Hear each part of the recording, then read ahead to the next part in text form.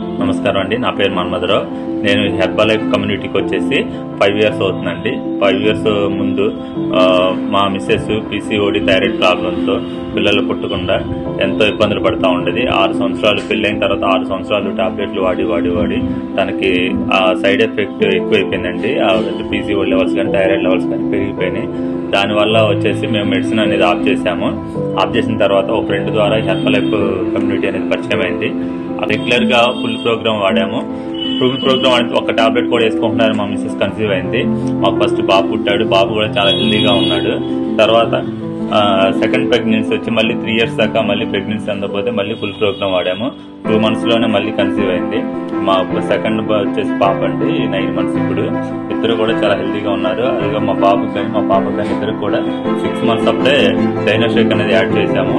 చాలా బాగా ఆరోగ్యంగా ఉన్నారు.